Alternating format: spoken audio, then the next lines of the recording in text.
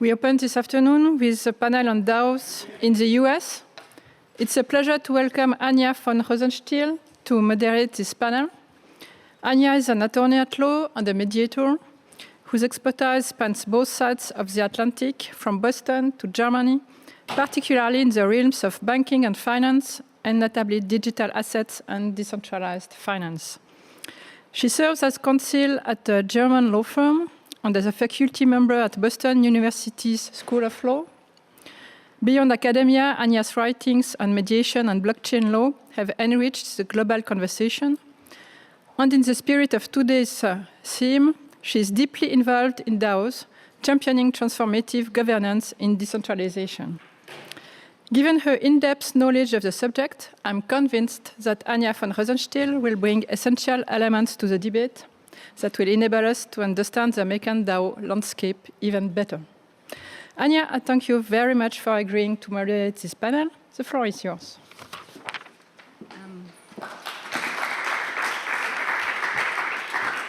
Thank you very much. I feel very humbled to stand here, and I have a typical American name. I think we have already touched upon or made several references this morning to the American situation.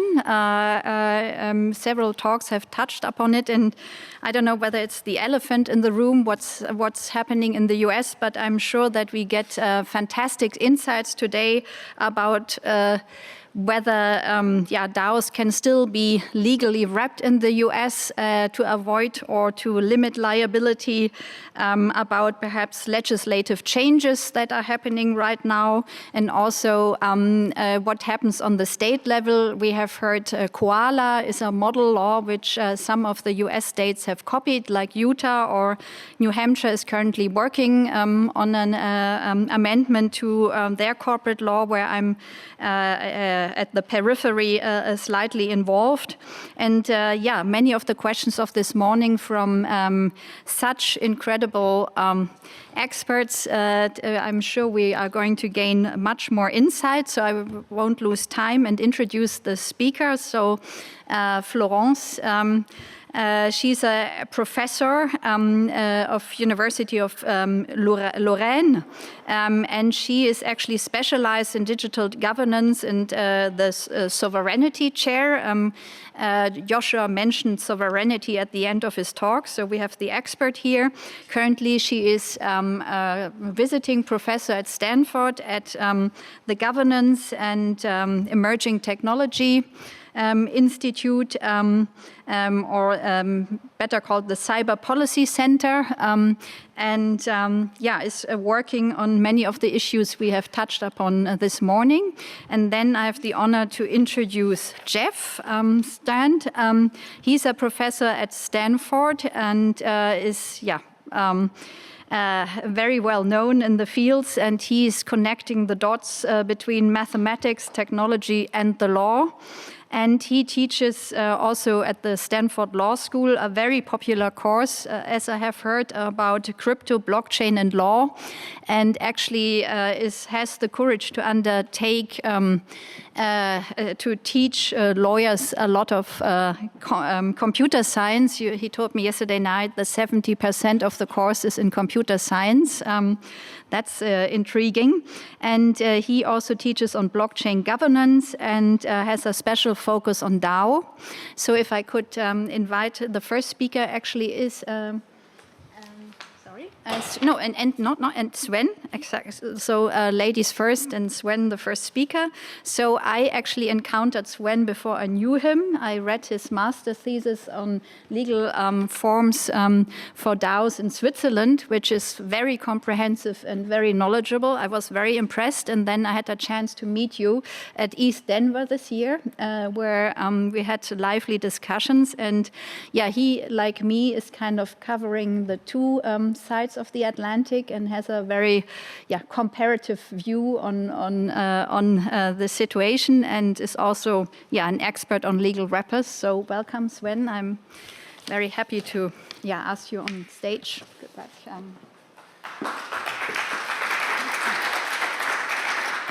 Thank you very much, Anja, for this introduction. And well, welcome everybody. And so today I will talk to you about DAO legal wrappers. And in this introduction, we'll first talk about what is the necessity for a legal wrapper. Why do we really want one? I think the discussion this morning already touched base on this, but I'll go in some more details from my point of view.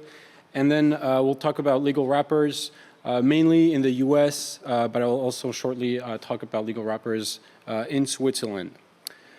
So I will also like to acknowledge that some of the slides that are used today have been, they were taken from a course that I taught with Jeff today at the University of Stanford last spring. So part one, what is the necessity for legal structures for DAOs? I think a lot of people in the space, they are really excited. They have a project. They really believe in decentralization. They believe in crypto.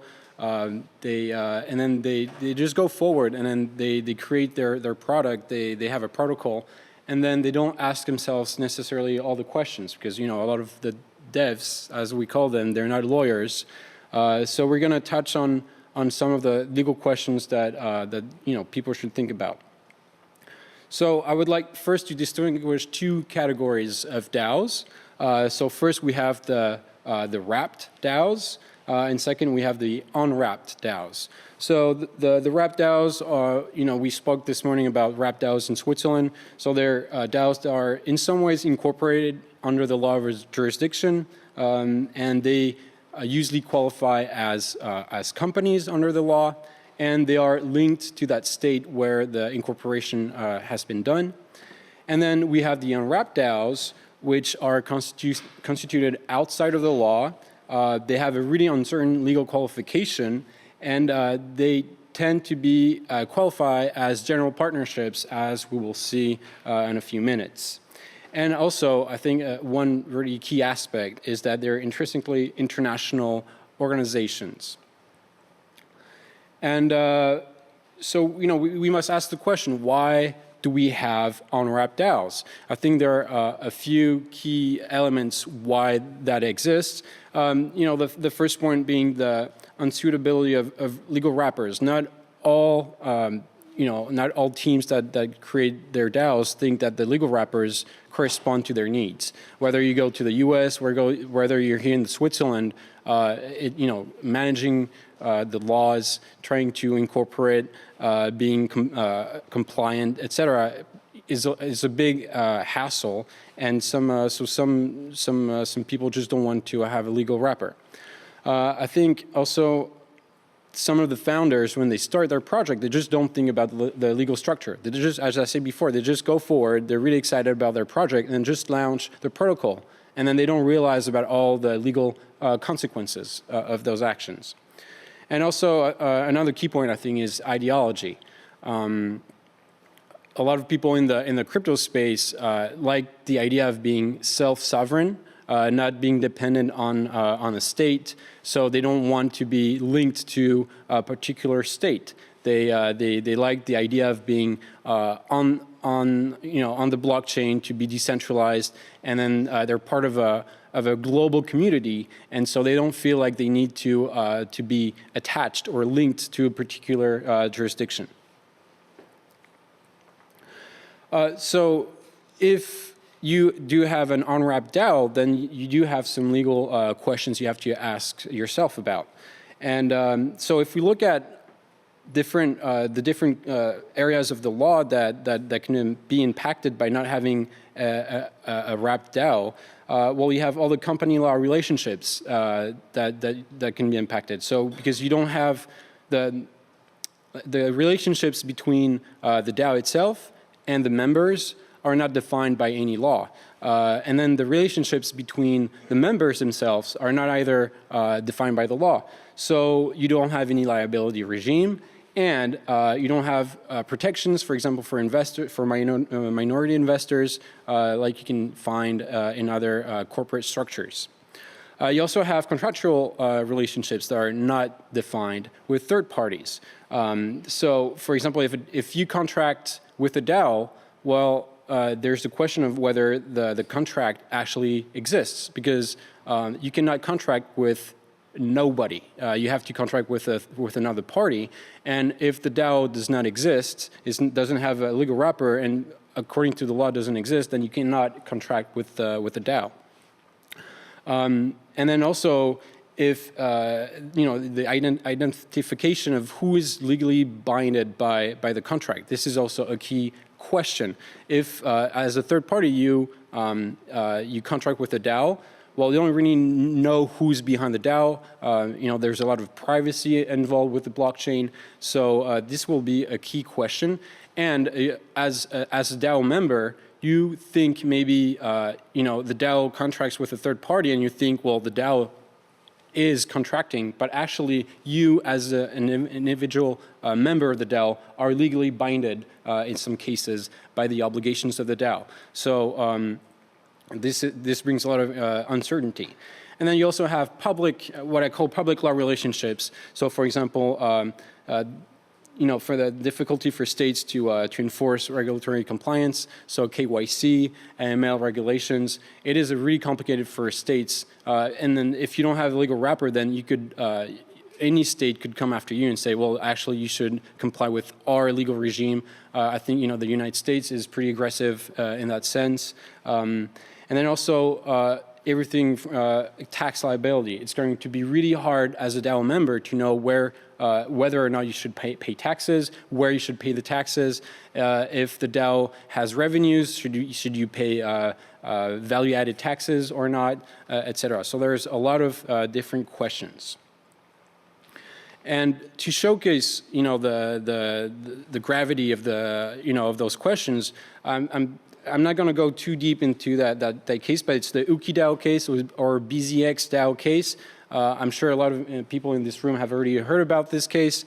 So BZX DAO or Uki DAO, it's the same entity, but BZX became Uki after a few months. So it's a DeFi protocol, a lending and trading platform, and so this platform got hacked. And a lot of people who were using the platform that had staked their own cryptocurrencies lost all their investment. And there was a lawsuit that was brought in California against the founders of that protocol. And a lot of hard questions then had to be answered by the judge. And so the judge had to analyze, first of all, whether there was an entity, how to qualify Uki DAO. Was it a corporation? Was it a limited liability company? Or what else could it be? Well, the judge said in a ruling, the judge said that the BZX DAO meets the definition of a general partnership. And we'll see in a second what that means. And then the judge also said that all the token holders so BZRX tokens are the governance token of BZX DAO, and the judge said that all the token holders were members of the general partnership.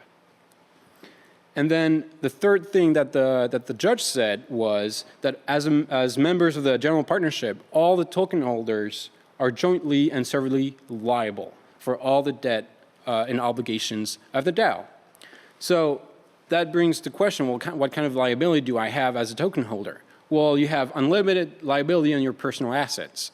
So creditors can come after you. If they identify you, they can come after you if you have a lot of fortune. Well, if you have a lot of assets, well, they can come after your house. They can come after your bank accounts. So this is a huge legal risk. You can also be held accountable for criminal liability because there's no shield. And also tax liability. So it has been shown that especially for investors that were outside of the U.S., suddenly they were exposed to tax liability in the U.S. So this really showcased the importance, I think, to think about all those legal questions.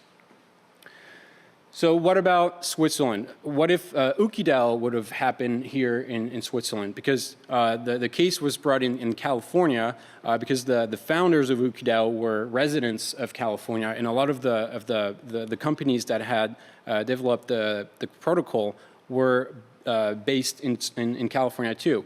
So what if we would have had the same case here in Switzerland? So there's no case law yet about how to qualify a DAO that is unwrapped. But I think pretty easily we can say that that UKIDAO would have been qualified as a simple partnership under Swiss law, as Article 530, paragraph 2 says that if your company does not meet any the definition of the specific forms of companies, well, your company falls under the limited under the simple partnership definition. And then, well, what does it mean if you're a simple partnership in Switzerland? Well, it's the same as in the U.S. All the members are jointly and severally liable for the whole debt and obligations of the entity. So I think if the case would have happened in Switzerland, the members of the DAOs would have been exposed to the same kind of liability. So, really things to keep in mind. So I think as as a wrap up, we can really say that not having any legal structure is risky for DAO founders, because in the UKIDAO case, well, the DAO founders were people that were identifiable, so that's why the case was brought against them. It's also risky for DAO investors. In the UKIDAO case, investors were also part of the defenders. It's really risky for DAO members. As we have seen, if you're a DAO member, then you're exposed to great liability. And it's risky for DAO users, because then as a user, you don't really always know who you can turn against. If you bring a lawsuit, if you can't identify the founders or the investors or the members, well, you're left with nothing if you've been hacked and you lost your investments. So the second part of my presentation is going to be about the legal wrappers. So we're going to see first what exists in the US. So first, there was the law in Vermont that was introduced, I believe, in 2018. It's called the blockchain-based LLC. So the model is based on a LLC model. So it's a limited liability company, and it allows to have the governance structure on the blockchain. So the law recognizes smart contracts. The really interesting fact about this law is that it was first designed for layer 1 protocols. So the legislator at the time really thought, well, we want to have layer 1 protocols incorporated. So it was meant for something like Ethereum. But in the end, it was more used by layer 2 DAOs. Like one example I can cite is D-Org, which is a really well-known DAO, and then they used that blockchain-based LLC corporate form. Later, we had Wyoming that introduced, I believe, in 2021, the DAO LLC model. So this is, I think, the most famous DAO legal wrapper in the U.S. A lot of people have talked about it because it's the first legal wrapper that really aims at DAOs, at layer 2 organizations. And it also introduces, the terms of smart contracts.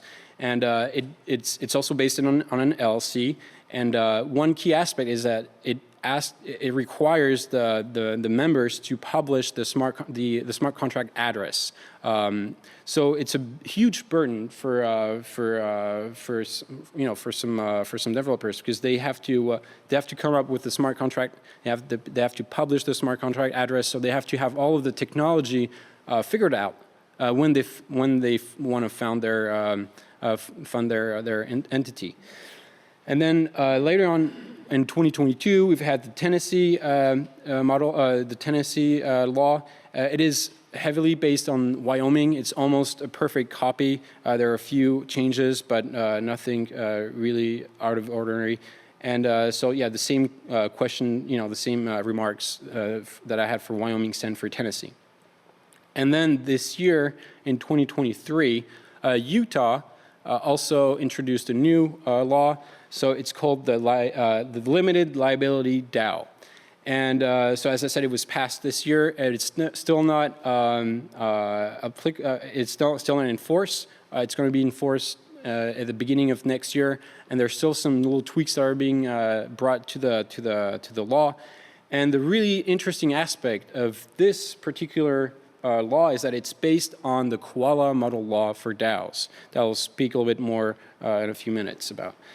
And so the Utah law tries to be to adapt more to what a DAO is. Instead of just saying, okay, we have an LLC and then we're going to add some aspects of technology, they went further and then they really tried to incorporate all the technology into the law and to really, through some principles of regulatory equivalence and functional equivalence, to really take into consideration all the technology that DAOs bring forward, and to rethink what are the obligations that we should bring to DAOs.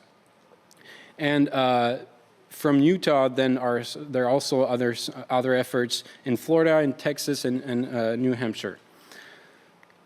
So as promised, I'm going to say a few words on the Koala model law. So the Koala model law was a law that was designed by a group of experts that came together since 2016, I believe, and then the discussion started pretty soon. And then the goal was to come with a model law that could be adopted by jurisdictions around the world. And key aspects of that model law is that it really grants legal personality to DAOs if the law is adopted. It provides limited liability to the members of the DAO, and it provides an automatic recognition of the DAO to in all the states that have adopted the model law. But something that is really important that we shouldn't forget is that for this legal regime to be applicable, the model law must be enacted in jurisdictions. So it's not just a law that just applies like that to DAOs. The law must really be enacted by the states. And the model law was also a big novelty because it really introduced those concepts that I mentioned previously of regulatory equivalence and functional equivalence. So it's really the fact that you want to look at what is the goal of a legal principle, and how can technology answer the same goal, but through technology, and you don't need to follow to the letter anymore the law. So one example with this is, for example, the electronic signature. In a lot of jurisdictions, to sign a contract, you have to do it by handwriting. And then came the electronic signature, and then the legislator thought that an electronic signature, even though you don't use your hand, well, technology brings the same certainty as your handwriting, so we will recognize an electronic signature. So, principles that were incorporated in the Koala model law is, for example, if a DAO is deployed on a blockchain, well, it is available to the public. People can really know already that the DAO exists. So it doesn't make sense to require the DAO to register into a new registry, a corporate registry. So we introduced this concept that once the DAO exists, is published on the blockchain, it is already publicly available, so it shouldn't register a second time. In the U.S., there are other legal wrappers that are being used the same way as what we discussed this morning in Switzerland with the association and the foundation. So most notably, I would say that the Delaware LLC is the most heavily used corporate wrapper in the U.S. Way ahead of the DAO-specific laws that exist, and the reason being is that you can do pretty much the same things with the Delaware LLC without all the burdens about technology. So and then also in Delaware you have all the the corporate law is really well established in Delaware. You have all the lawyers that know the business. You have all the case law, which makes it a really, the best, the most business-friendly jurisdiction in the U.S. There's also the unincorporated nonprofit association, which is a type of entity that exists in a few states. For example, in California, and I know that some DAO projects they like this model also.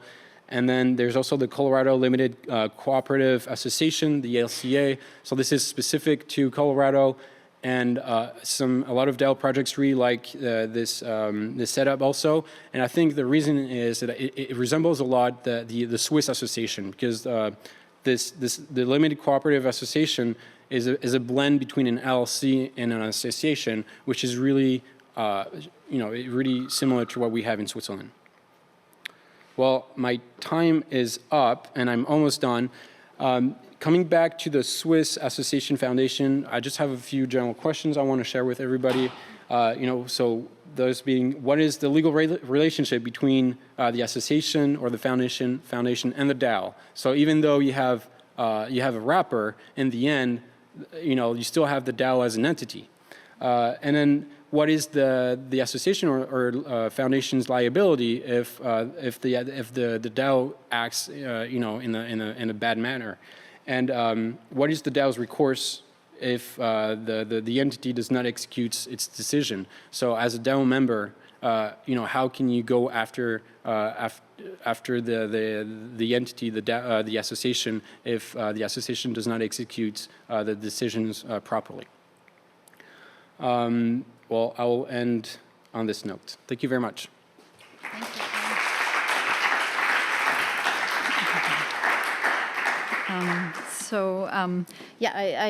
I'm amazed how you can cover all these topics in 20 minutes. This must, incredible. So, like you took us through the challenges DAOs are posed with, and also an example of regulation through enforcement. And we probably will hear more about this. You told us all these different ways DAOs could be wrapped, but you run into new problems, and at the end you are challenged again. And and then you pointed to koala law, and it's just as you correctly mentioned, I took one quote from you, regulatory equivalence. I think that's very important, and to people who are not so involved with koala, it's not just another legal form you add to the catalog, which you have told us about, but it's actually a different approach, right? To actually find something equivalent in the technology itself. So that's very exciting. And and then you ended up with the tension between the structure and or the different structures and the DAO governance. And Jeff, if I can ask you to come to the stage. Yeah, you're already here. So am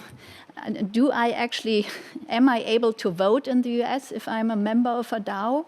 Or you can vote in the DAO anytime. It's international, right? What does it imply? Yeah. You can be liable in the United States. Yeah, exactly. So you have the floor. Okay, and then here's the clicker here. Okay, let's see how this works here.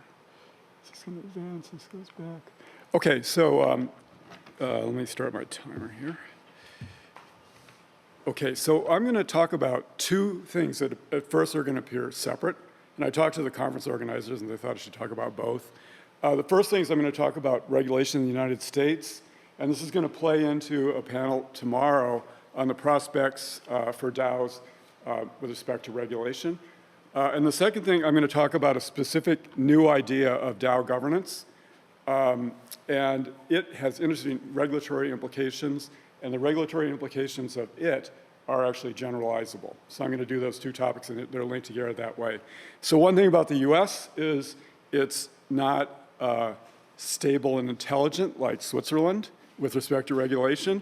It's the opposite, okay? And so we have, it's very, very unclear what the regulatory regime will be in 2025 after the next election, or after that next presidential election, or in 2029. The reason for that is in the US, we have the SEC, Securities Exchange Commission, and the Commodities Futures Trading Commission, They have overlapping jurisdiction. Both of them, though, are run by 5 people. Only 3 can be from the majority party, okay? So when there's a presidential election, the control of those switches. And then there's a whole bunch of other entities that we're not even going to talk about that also switch and that also have somewhat overlapping jurisdiction. So this is a real mess. But what I did to try to figure out how to do this is I identified 3 major kind of approaches that could be the future, okay? And of course, given that the presidential things change, some of these could be the future for a while and not be the future after the next election, okay? And sorry, this is a mess, but this is the United States, okay? So the first idea is that deregulation is going to be key as to whether you're going to regulate at all. This is very much like MICA, where it has the full decentralization, whatever that means. We haven't figured it out yet. Then you're out of the regulatory regime. And so this is what things look like during the Trump administration. The Democrats and Republicans on the SEC and CFTC were on the same page. And in the United States, the question, if it's regulated by the SEC, it has to be security, which is a technical legal category. And the test for that is the Supreme Court case. It's not listed. It's not listed as a type of security, crypto assets. So we have a Supreme Court case that has a general residual category, and it defines that as a Howey case. And it has 4 pieces. The last piece 3 and 4 are in the quotes here, but reasonable expectation of profits. And the key thing is the 4th part, to be derived from the efforts of others. So the classic decentralization argument is if there are no others that we're depending on anymore, then it's not a security, okay? And it looked like during the Trump administration that approach was kind of, we're going to go down that road, it's going to make some sense, et cetera. That didn't happen, and now we have legislation that essentially enacts a version of that. This legislation is passed through the committees in the House, and so it can be voted on now as a bill, and then it has to go to the Senate and then to the President. But this bill makes decentralization a necessary condition, and for what? For the CFTC rather than the FCC to regulate. Why does that matter? It's because when it's a security under the SEC, you have to register it, you have to register the DAO, and you have to do all this compliance, you have to do all this reporting. If it's under the CFTC, it's a commodity, there's no registration and no reporting. All that happens is they're going to police fraud. So this, if you're decentralized, you get to be regulated by the CFTC. What does decentralized mean? There are 2 tests, 2 main tests.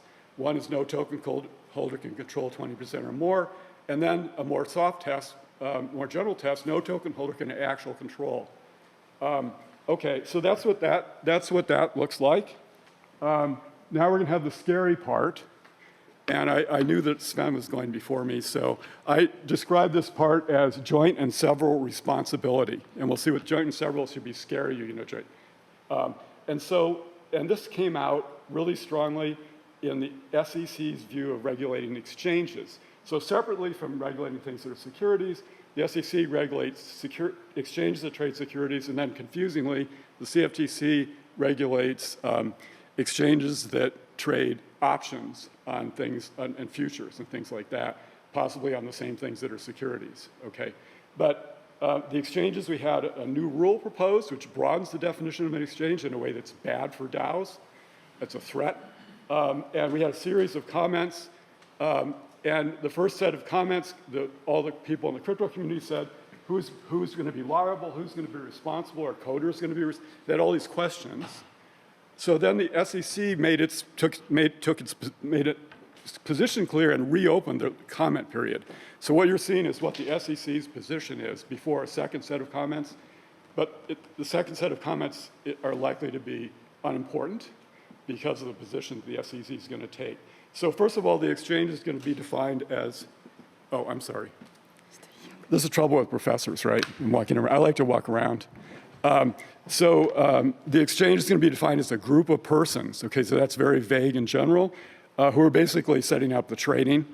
And what does it say about this? So the first quote here that I have under the reopening release content is the most important. This is going to be the general philosophical idea, and we can say where it's coming from. I have somebody to slap me when I get away from this microphone. Okay. So it's the existence of smart contracts on a blockchain does not materialize in the absence of human activity or a machine controlled or deployed by humans. Okay, so what is this?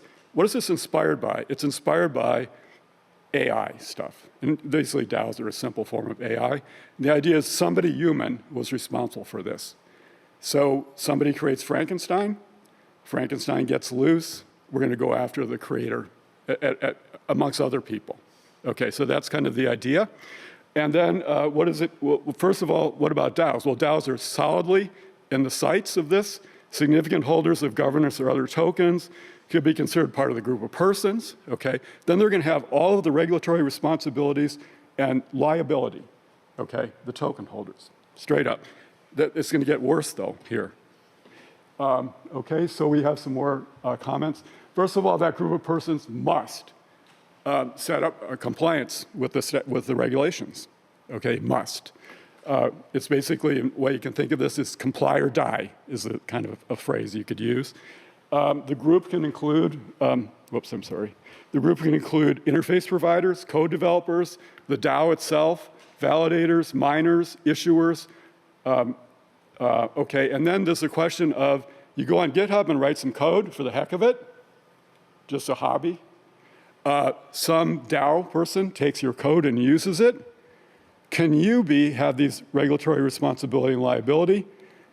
The SEC's view, yes, it's only just less likely. Okay, so we're talking about, Frankenstein gets out, everybody associated with it is in they have the red marker on, here you go. It's on their shirt, in the movie, the red marker's on your shirt, okay. Well, everybody is in that category here. Okay, liability exists for persons that initially created or deployed the system's code, even though once deployed, it operates by itself, Frankenstein. Okay.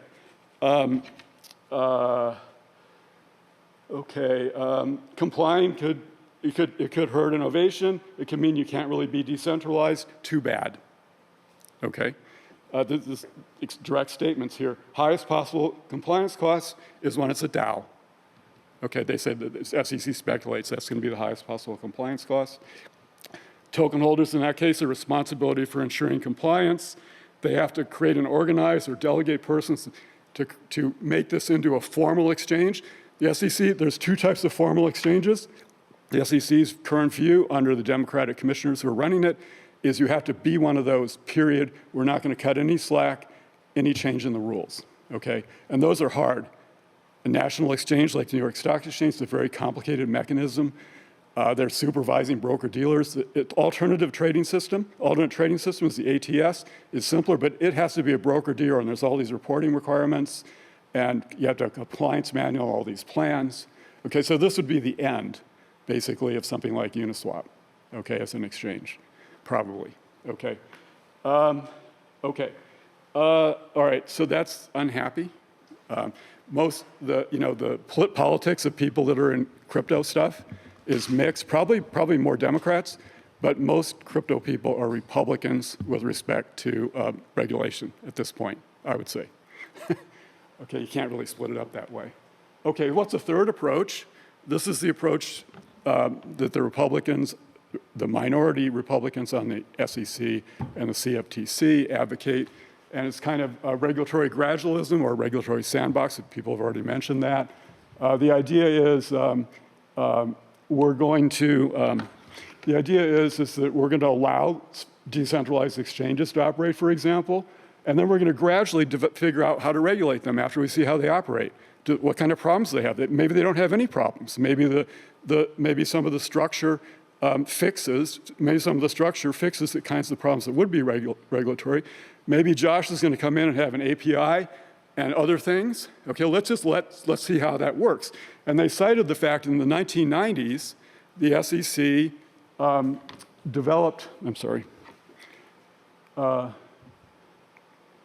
the SEC did this approach for electronic exchanges, which at the time were new.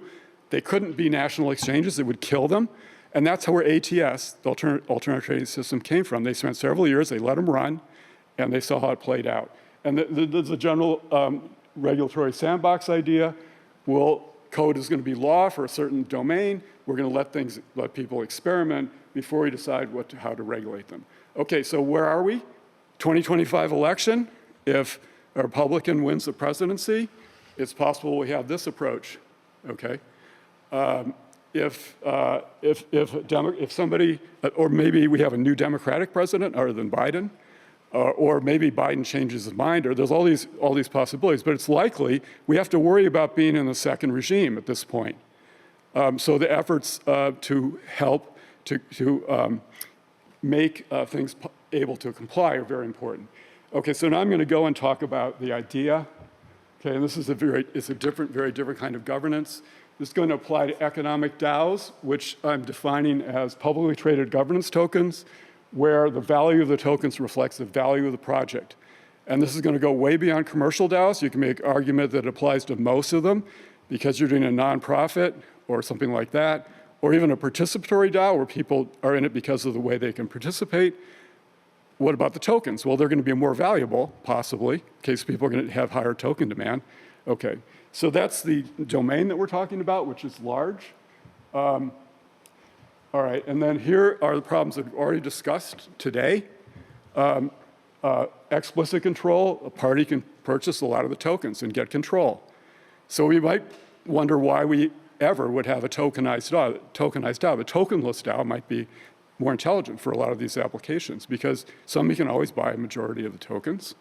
The second thing is implicit control, which Anna Grace in her talk provided some data about this.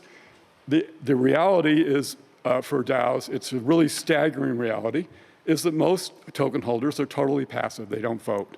And we're talking about 4%, 5%, things like that, of people that vote. And a lot of times it's the same people. And she showed one of the titles of the papers, Democracy is an Illusion, the Liu paper from 2023. There's lots of them. They have those titles. This is all fraud. It's all dinos, which I think Florian used that. They're all dinos, decentralized in name only, okay? And so you can see that's going to be a problem that's going to be a problem under the first set of things, which look at decentralization. Maybe none of them are decentralized, okay? So, all right, so what is this different mechanism? So this mechanism allows there to be an auction that anybody can initiate. If they win the auction, they get temporary control of the DAO, temporary. There's a limited time period, and their control is contestable. We can have another auction, and they lose it. And what does this do? This is the end of entrenchment. It's the end of whales. It's the end of all of it. You can't entrench yourself as a founder. We're going to have a Silicon Valley type thing where there can be disruption through an auction, okay? But it's only going to create temporary control. In between, we can still have the old voting control mechanisms. I'm going to quickly describe how the auction works. I'm going to use a picture instead of the words, so I'm using up a lot of time here. So the bidder is going to bid. There's two values they have to bid. So here's where the DAO is sitting at value. The bidder has to say what value we can reach under their new business plan. And because of the way the auction is set up, it's a game theory mechanism, they have very strong incentives to say tell the truth about what they think, okay? And if they don't reach this, they have to pay. So if they fall short, they're going to have to pay the shortfall. The second thing they're going to do in their bid is they're going to ask, here's the surplus, here's the increased value of the DAO. Their bid, they're going to ask for some of it. They're going to ask for some portion of it. Here's what they get from their previous ownership. And their incentive to win the auction, the person who's going to win is going to have the most surplus left over that they didn't claim. Okay, that's the person that's going to win the auction. So this is going to have several properties that we can prove. It's going to tend to almost always pick the best project, which creates the most value, which creates the most net value for the DAO. There's also costs of the bidder. So in this case, the bidder is only going to cover their costs. Okay, we could have a situation where they bid, they try to get more, but then they're going to have that's going to lower the quality of their bid. Okay, so So what we're going to get is we tend to get the highest value project. We're going to tend to get most of the surplus is going to go, the maximum amount of surplus possible is to tend to go to the other people, which means the investment value of the DAO is maximized. If I'm an investor, I know there's going to be these future disruptions, and I know I'm going to get a lot of the surplus. That translates all the way back to the startup point, and the DAO can raise the most possible money at the beginning. Okay. There's also going to be deposits. The winning bidder is going to have to deposit a lot of the value of the whole project. And if the project goes down in value, they have to pay. What does this do? Somebody takes control. They have malicious aims. They buy put options and they tank the DAO. They're going to have to pay all that money back anyway. Okay, so it blocks that from happening. Let me quickly go to, let's see. Okay, the properties. So we already discussed these first 4 properties. It's also, this whole thing is designed to be code feasible. We have deposits. The deposits are the same as having options, having formal financial option instruments, but you don't have to have a counterparty. You can do it all with code because we can just deposit things in a smart contract. There's some other properties, and we're not going to have time to go over them all, including many of the voting approaches in DAOs are problematic, not because they chose, even if all the voters vote, voting has a lot of weaknesses. We know that in theory. You set something up, and eventually it's probably going to fail, just if it's running on voting by itself. Now we can do an auction. If that starts to happen, we can do an auction and pull it away from the failure. Even though if we like voting, we have a mechanism, get out. This is also, it creates an emergency. If we have an emergency, as long as it's a slow emergency, we can abruptly restart, we can take control. Also, there's the idea that DAOs are going to start out centralized, and then we're going to decentralize them, and they're going to be centralized forever. Well, that's a really rigid idea. That doesn't happen with almost any kind of business. Businesses start up, they run a certain way, and there's some kind of crisis, and we change them dramatically. This mechanism, you can go back in there, take control, change the project, may have a major reform. Okay, so what about regulation? How does this tie in? Well, this is empty voting. We can talk about this. Empty voting is a big problem. It's going to be a problem with all DAOs. It's a problem now. Buterin has warned about this, and there's actual examples. This gets rid of empty voting. Empty voting is where you have the votes, but not a financial interest. It's easy to set that up. We can get almost as many votes as we want, okay, free. And then we can have malicious aims, or we can just have a control contest. The auction gets rid of that entirely. Why? Because it doesn't matter what empty votes you have, what votes you have to win the auction. Okay, so how does this relate to regulation? So under the first approach, we solved the entrenchment problem. But the new question is, now we've created some degree of centralization, albeit temporary. How under the first approach are you going to look at that? And it may be no worse. If the other things that are going to get us in trouble anyway, we're not any worse off. But here's the big thing, and this relates to what Joss was mentioning today. It's kind of a general idea that relates to that, is now we have greater potential for an organized compliance effort. If all of a sudden approach 2 is happening and the SEC is coming down, bearing down on us, we can have an auction, have a takeover, reconstruct everything in the DAO, have some embedded regulation, set up the APIs, set up all that stuff. This itself might be value enhancing. Okay. And what about under the second approach? This is even more important, and arguably, because the second approach has chaos. All these people could be liable, okay? And what we can do here is somebody can take temporary control if we have a problem. They take temporary control. They accept the SEC's invitation to comply because they have control. They have temporary centralized control, and they can shield all the people from liability because now there's an identified party. That's what the SEC is asking for. There's an identified party. Coders are safe. Validators are safe. You're safe as token holders, okay? They're not going to, there's a Riva there. We're not going to have this red spot on his there, sitting there. Okay, I'm almost out of time. Before I come to the last slide, this is a good thing to experiment on, so it can fit in the regulatory sandbox. One reason for that is having a permissive experiment here, because if something goes wrong, somebody can take control. Okay, So that's it. I've run out of time. Thank you, Jeff. Okay.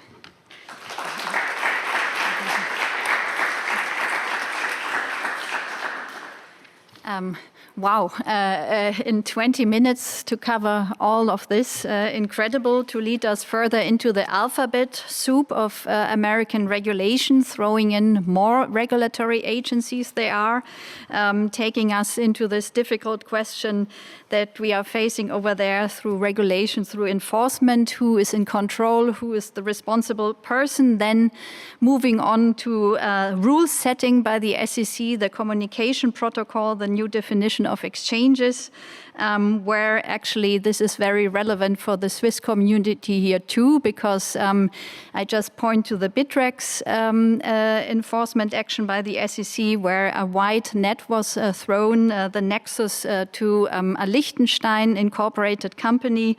Sharing technology is already a nexus, so everyone should read your slides, very relevant. And then, just a quote by Hester Pierce, because she appeared innovation kaputt. She actually used a German word. You went in and said, no, there are solutions. And Sandbox, of course, we are very familiar with in Europe. We have the DLT pilot regime in the EU context. We have the FinTech license here in Switzerland.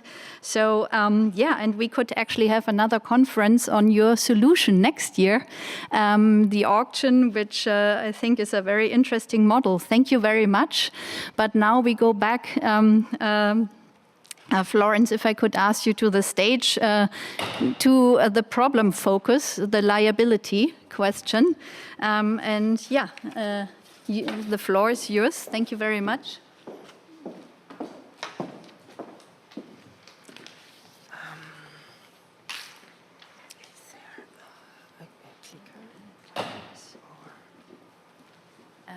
Did he take it? Maybe I should. If I touch the screen, does it work? No. Jeff, you have the...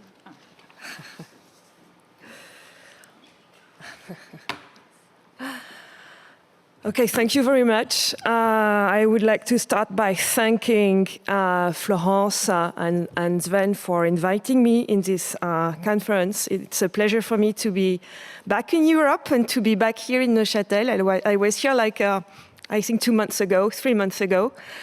And I would also like to say that I'm very honored and flattered to be given the opportunity to speak in a panel about US law. As you can hear, I'm not specifically American, I'm French.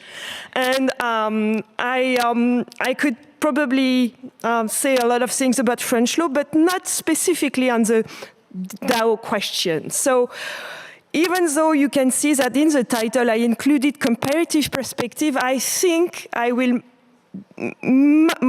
discuss mainly American cases. So the topic I want to discuss today is the question of liabilities. This is part of a research that I have started about, more broadly speaking, developers' liability, not exclusively in the blockchain environment, but more broadly, and especially about AI softwares and AI tools. But of course, the question of liability when we talk about DAOs is pretty important, and it's I would say that it's not something that has, for the moment, obtained a solution. Of course, I will not spend time of this. Of course, we've been discussing DAOs since this morning. But what has been said so far is that the legal environment is very uncertain, especially when we face DAOs that have not been created as legal entities, so they have been created as tech systems, but without any legal wrapping or legal wrap.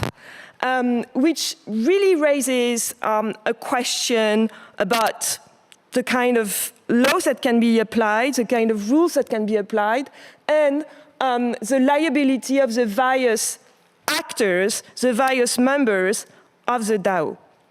So we remember the DAO hack. in 2016. And we remember the question that were asked in those days. Were the developers liable for the bug in the software?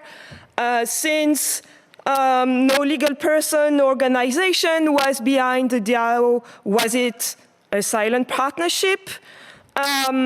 Since the attacker did not crack the program but exploited a vulnerability, was it legally tolerable? If the attacker had been identified, would it have been possible to prosecute him?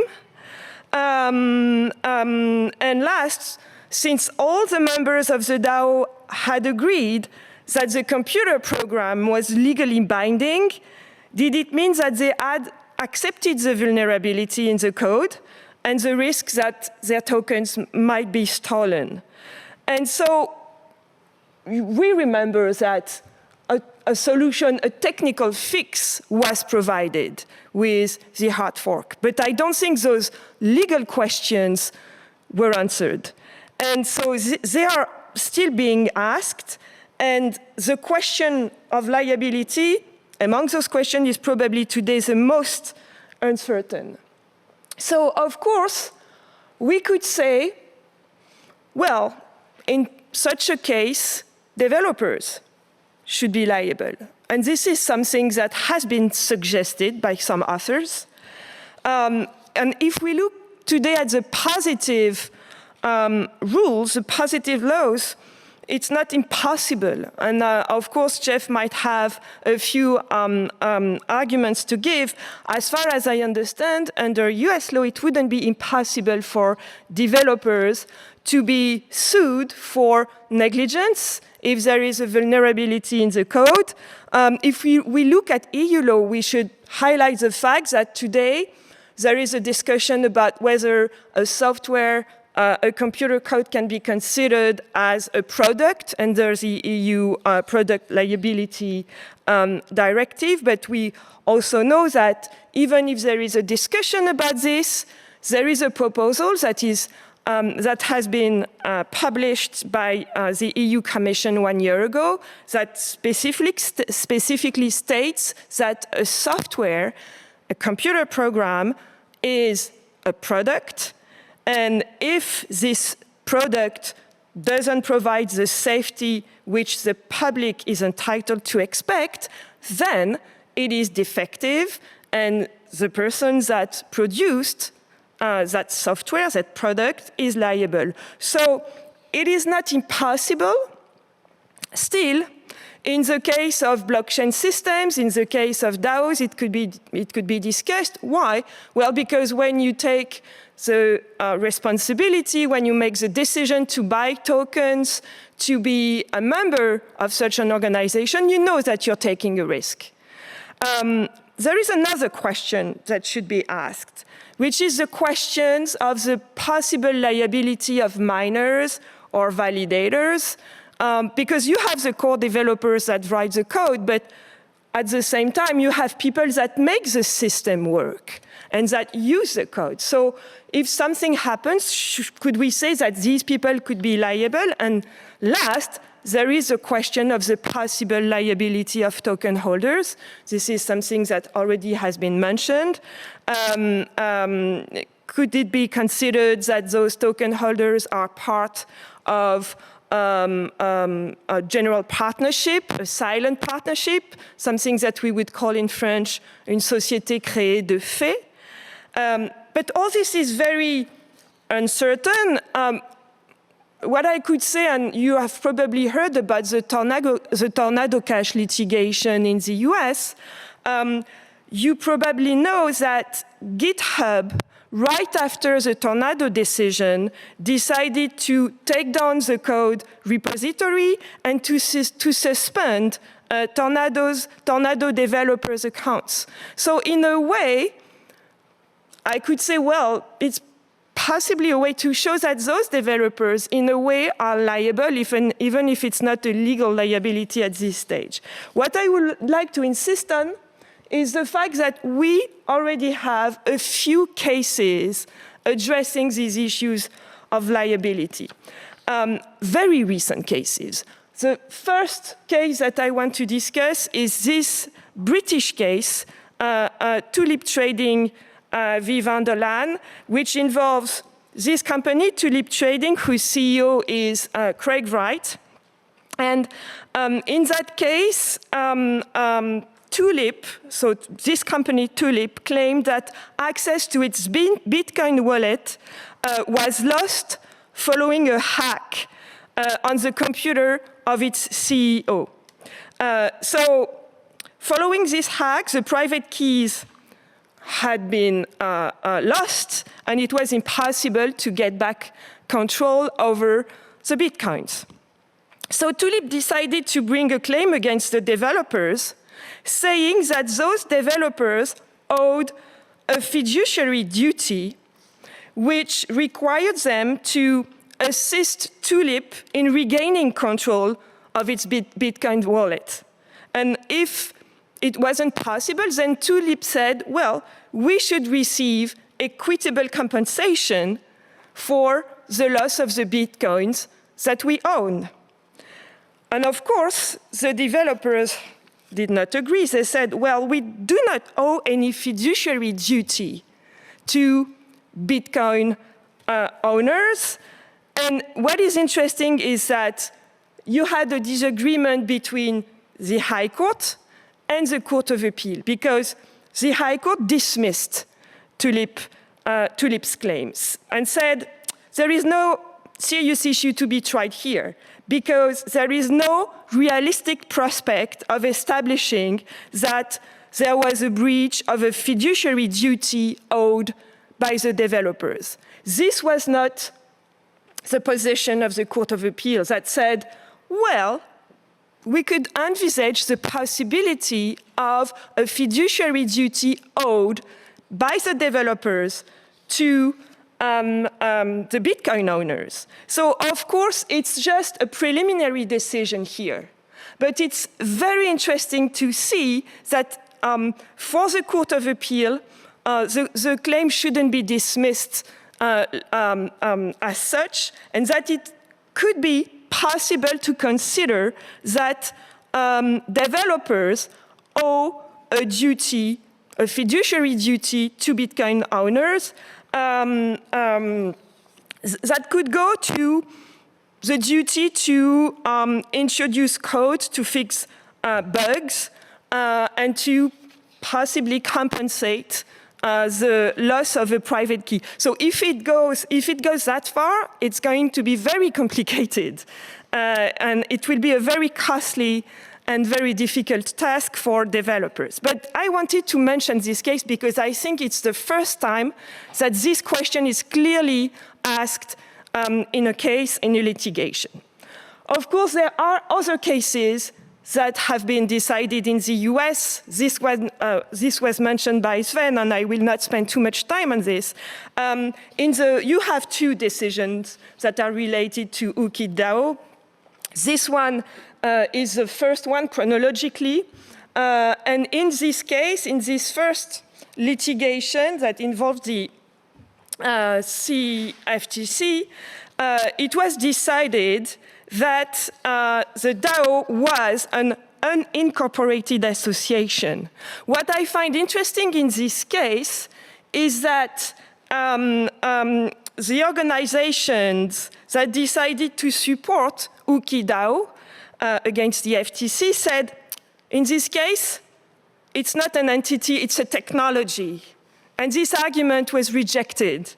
And so this classification as an unincorporated association was adopted by the court. And then in another decision that you also mentioned, Sven, it was decided that these DAOs, you had several DAOs, and I will not give too many details. But in this case, it was decided that the DAO was a general partnership, which means that the members of the DAO were partners, and that they were liable, jointly and severally liable for negligence. In this case, there was a phishing attack that resulted in the loss of users' cryptocurrency. So it was accepted, the idea that in that case, token holders could be liable for this was accepted in this case. The last case that I want to discuss here is the most recent one. This case was decided in last August. It's the Uniswap litigation. You might have heard of it. So Uniswap is a decentralized exchange. It's one of the largest DeFi exchange on the Ethereum blockchain. And in this case, it was alleged that the defendants were liable for losses incurred by users who bought scam tokens. The problem is that those scam tokens had been issued by anonymous third parties on the decentralized exchange. So it was impossible to identify those issuers, the issuers of the scams. They were totally anonymous. And for that reason, those users decided to file a claim against Uniswap, saying, well, you did not comply with various provisions, especially of the Securities Exchange Act. What is very interesting in this case is that the court was very clear. The court decided that the exchange was not liable for fraud or for unregistered offering, as long as those acts, the fraud, the unregistered offerings, had been perpetrated by anonymous third parties. So it was via the smart contract underlying the exchange, but by anonymous users. And so it's interesting that the court said, and I mentioned the quote on my slide,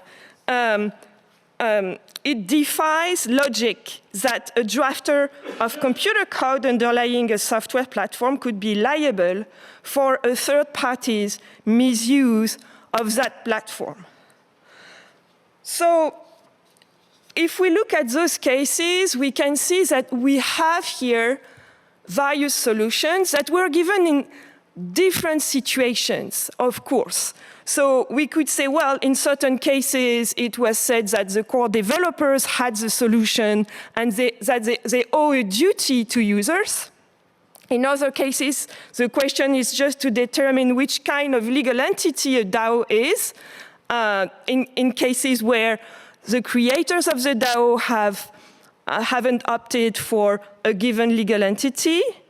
And in this case, well, the question is about the liability of the platform, in this case the exchange, when some anonymous users use it to perform unlawful acts. So of course you could say, well, these questions are very different, and there is no way that we can provide on that basis of general principle about what liabilities should be or are when a DAO operates.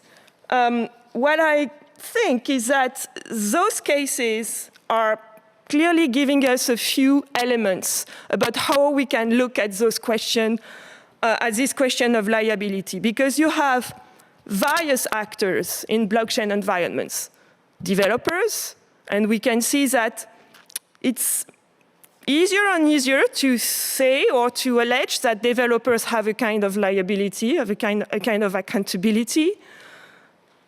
Token holders who allegedly should be liable when they did not opt or didn't accept to be part of an established legal entity.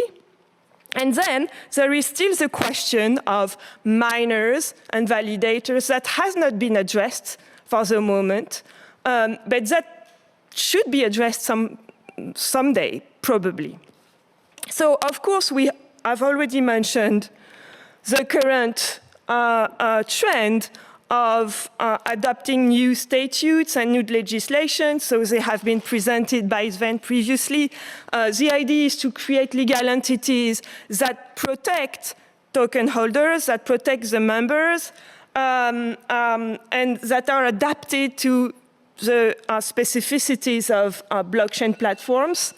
And of course, I wanted to finish by looking at the Koala model law because it's very influential, and it is clearly an attempt to provide clear principle about liability that we could question, because you can see that in paragraph 2, it is said members will not be held liable for any obligations incurred by the DAO, included labor and tax obligations. So it goes far, it's a full protection. And this is probably something that should be discussed at state level when adopting such a statute, such a regulation, because of course we do not want users to be left with losses that they shouldn't bear. Thank you very much.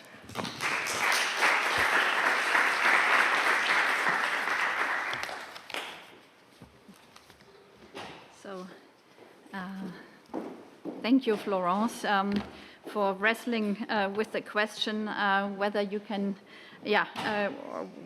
still administer update software in the US, or what could happen to wrestle with this difficult question of liability, and mentioning again the Tornado Cash case with a fascinating comparison to UK law, where there is a lot of similarity, that the question of control, that actually the former developers who still hold on to the administrative keys were hacked, and then with these consequences, and mentioning the different stakeholders in the field, the devs, the token holders, and there the difficult questions concerning the liability governance token voting. Does it have a chilling effect on everyone? And also at the end, legislation, what can one do? Limitation of liability, is it kind of a cover for the management company? The very important question whether in drafting such a law you add fiduciary duties of the executive board, yes or no. Thank you very much for this talk. So I open up the floor for any questions, if there are any.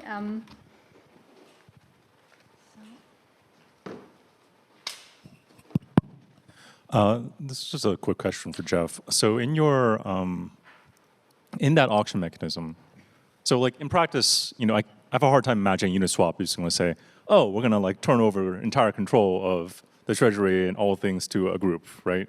Even assuming there are all the lock-ins. But suppose a DAO wants to run this for like a subset of their treasury or for a particular class of proposals. To what degree do the benefits, to what degree are the benefits retained in that scenario? So do I get like certain kinds of legal kind of protection on just those decisions? Do the same kind of mechanism kind of guarantees apply if it's just a subset? But it's like you're using the full set, like the full voting power, but it's only controlling part of the, I guess, part of the treasury or part of the income? I don't know if that's a... So, are we good here? Yeah, okay. So those are good questions. The treasury, the whole treasury thing in general, the auction mechanism is really good at dealing with raiding the treasury, because if you take control and raid the treasury and the DAO falls in value because of that, you pay. So the mechanism is designed to handle that. The second question is I think there's a more general part of that, and like you're probably aware of this, like Miles Jennings. He has this idea about regulation where we're going to split off the decentralized part, and it's going to be embedded. There's going to be all these other pieces. And typically, to be honest, this is what it looks like anyway. Uniswap is sitting there as a DAO, but Uniswap Labs is doing all the updates of the software, right? And so that's a more centralized piece. And so what you want to do, there's two answers to the question. One is economic mechanism design, and the other is regulation. Mechanism design, you want to have all the incentives be correct. So whatever subset you created, you would want to internalize the incentives for the person that won control of the auction, including the penalties if they screw up. As a regulatory issue, that's a much more open question. How do we look at Uniswap, uni tokens, that decentralized part, and the fact that Uniswap Labs is sitting there playing such a big role? And as people probably know, Maker shut their foundation down because they were afraid, because that's a centralized piece that's out there. They decided we're going to decentralize everything early before Gary Gensler gets us. Okay, that wasn't, I shouldn't have said that personal thing, but that's kind of, I think, what they were thinking. I don't know if that answers your question.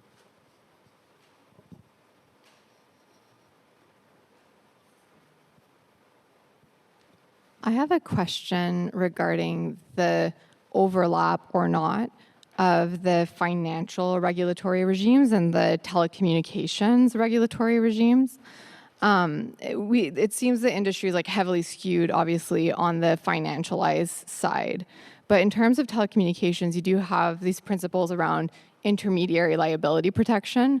And if you look at a blockchain like Ethereum or like a EVM-compatible multi-chain, cross-chain environment that could power a new version of the internet, for instance, is there some kind of refuge in the US in terms of precedent set for like social graphs and platforms to seek some kind of shelter for the neutral pieces of the technology to be captured under that regime?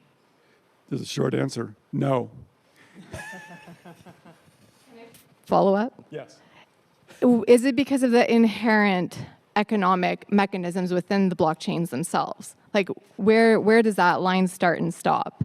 Where it starts is that Bitcoin is not a security. We know that.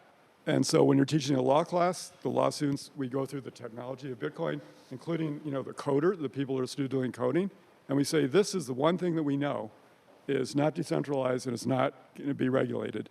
Other than that, right now it's a totally open question, including Ethereum, which previously we thought was exempt. Partly they switched to proof of stake and they have validators that makes it look more centralized and it makes it fit the Howey test better. So that's the really frustrating thing about the US is we don't know what's going to happen. And we have regulation by enforcement, which people have mentioned, which we don't tell people the rules in advance. We had that thing with Hester Pierce. We had that incident, I've forgotten the name of the company, but they did something wrong. They fined them $250 million. And then they said, if you had just done X, Y, and Z, you wouldn't have been liable. And of course, then is thanks for telling me afterwards. And the Republicans went berserk and said, this is an example, this is horrible, this is an example of the downside of regulation by enforcement. So not only we have regulation by enforcement built on top of all this, not only are the rules unclear, but the SEC is not even using rules.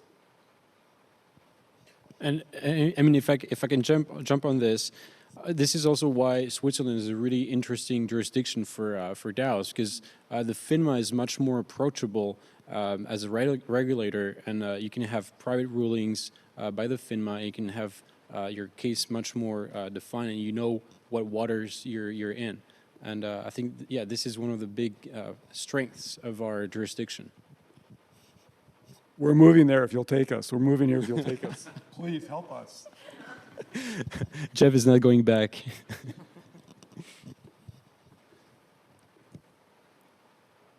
Hello. Thank you for the presentations. I have a question or a debate question a bit more on the liability part. So the whole topic today has been a bit around how incorporating a DAO can limit liability. But if we take this a step back and see the contributors, the founders, the operators on a DAO, on a project, in a case of an unincorporated DAO or while this is in process, could these contributors incorporating an individual entity or multiple entities act as a shield to limit this kind of liability exposure or not? Well, yes. I mean, in practice, I've seen a lot of those projects that they do start as a centralized entity, and then they incorporate. For example, they will have the token issuance in one jurisdiction through one entity, and then they will have the IP the IP rights be held by another entity in another jurisdiction, for example, and then they will have the whole development of the protocol in another jurisdiction. And so yes, there is some legal engineering around this, and I think the more and more DAOs try to be decentralized. I mean, the development of the protocol tries to be decentralized, but you still have to have some centralized decision making, and you still need to have an entity that welcomes the funds from the ICO. You still need to have an entity that holds the IP rights. So there is all those structures that come to play. Yes.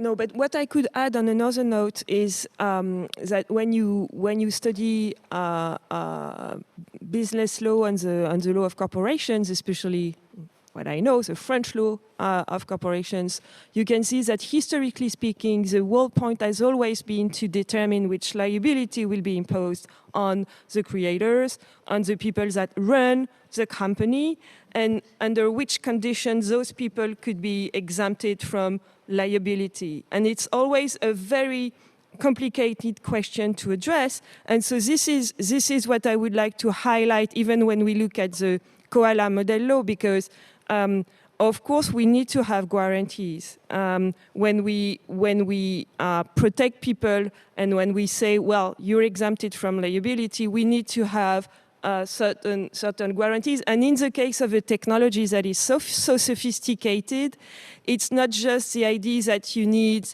to have a name or a financial guarantee at some point, but you have all those governance issues and organization issues that must be brought to the table and be taken into consideration, and probably the protocol. We used to say that regulations must be technologically neutral, but I've always wondered if there were some type of governance models that should be taken into consideration by regulators and promoted in a way.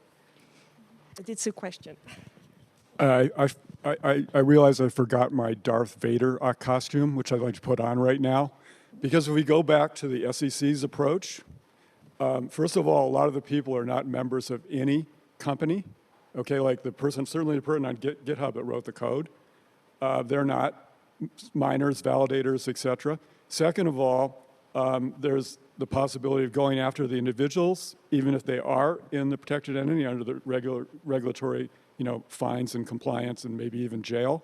So to fix that, we'd have to have Sven draft indemnification clauses for all the people that are in his wrappers. We'd have to indemnify the individual people, and we could save those people. But the rest of them, they had that red mark on them, and the gun's going to be shot, and they're gone. Okay. I have a question for each of the speaker. So Sven, first question is just if I have a correct understanding that, for example, when you have a DAO with a foundation as a wrapper, that basically means that a DAO is going to be in the advisory board, and the foundation board will have to execute whatever the advisory board suggests, but there is no enforcement mechanism, is that correct? So whatever the advisory board or a DAO suggests, it's almost like having a silent shareholder. Please correct me if I'm wrong, or just approve if that's actually my correct understanding. And then for Jeff, do you believe there's going to be an ad hoc regulation in the US, just like we saw it with MiCA in the EU? Is there any indications that that's going to happen, or is it always going to be different jurisdiction between the CEC and CTFC?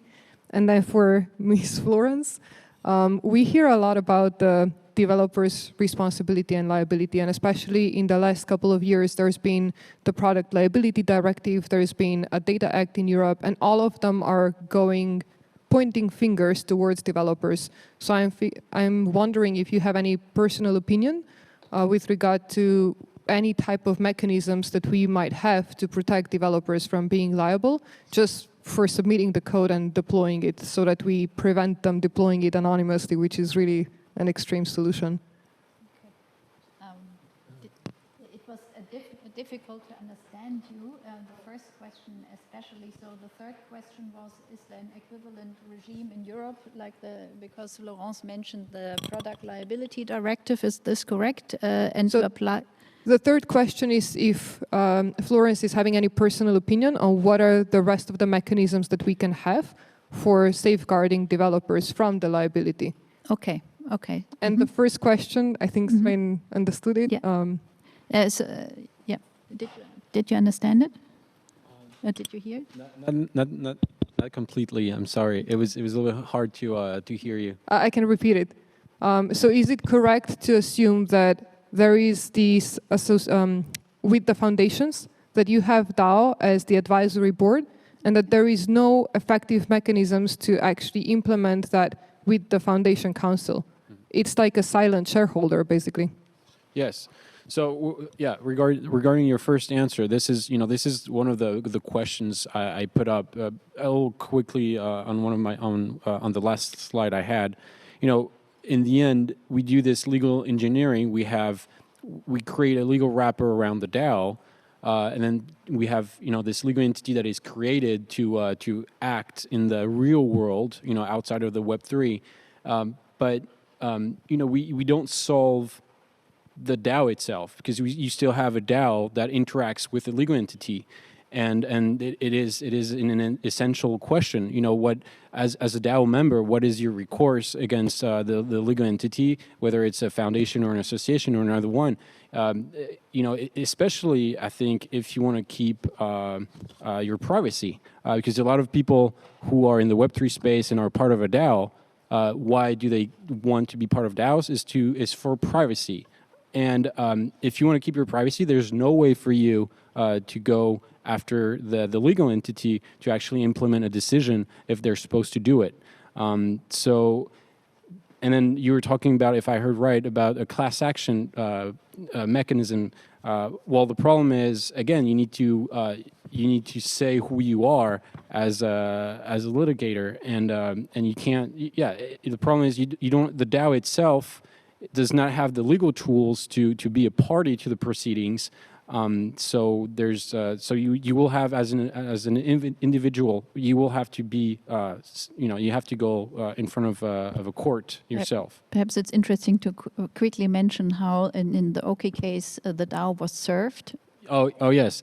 Well, this is a great this is a great thing to mention. So in the UkiDAO case, the SEC was like, well, we don't know who's in the DAO really, and we really want to serve the entity. So what they did is they went on the website of UkiDAO, and there was a little chat box, and then they just served the entity the lawsuits in that way, and so this was held in court. The judge said, well, yes, UkiDAO was rightfully served, and the entity knew that there was a lawsuit against them. So it is really interesting, because the DAO itself can be served, but then the DAO itself cannot go and defend itself.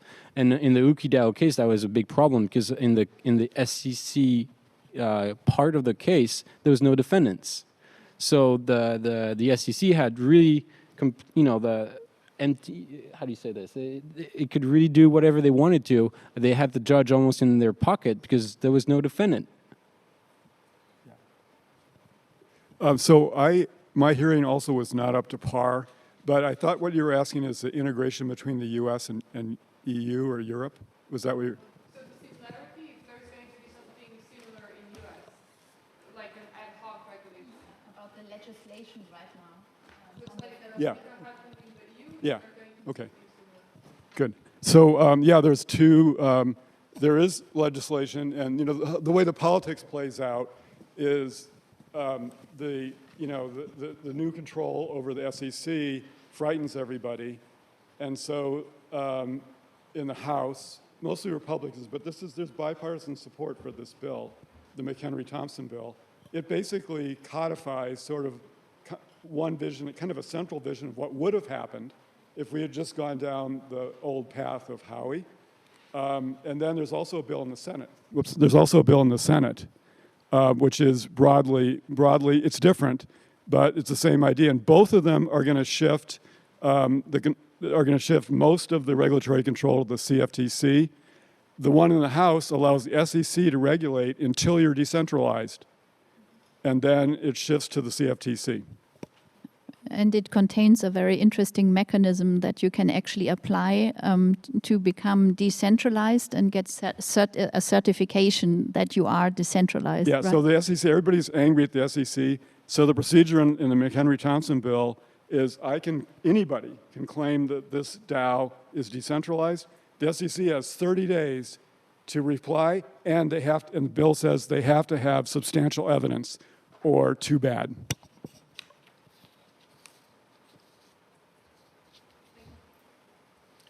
Okay, so I'm not sure I understood and heard what you've asked. My understanding is that you're generally asking about my personal ideas about liability, the liability principles that should prevail. So the only thing that I would like to highlight is that you have various situations, various actors. You have the first case, which is the case where you have a technology that is provided to some actors. In the case of the Uniswap litigation, well, it was very easy to say, well, there was an architecture that was provided to bad actors, but the person that provided the architecture should not be responsible to what people do with it. And so this appears to be very clear, but when you look at the case, you can see that you had various circumstances that were taken into account. For example, there was a discussion whether Uniswap was made profit with those transactions, and this, of course, was something that was to be considered. So it's not that simple as it looks, and it's the same thing for all the other type of actors that you're looking at. The developers, we've discussed that with the Tulip case, the token holders, and again, I would ask the question of the miners or the validators, more broadly speaking, because they have a specific role. And at some point, we should have this discussion about what their liability should be. So when we look at all legal systems, we all have a general principle of civil liability that can be based on negligence, that can be fault-based. This is a general principle that we can apply to every kind of situation. But here, in those cases where you have multiple actors involved, and when you deal with an architecture that is sophisticated and complicated to deploy and run, the application of this traditional principle is very complicated. So this is the reason why I would advocate for more specific rules. Thank you very much, everyone. Well, Anja, Sven, Jeff, Florence, thank you very much. We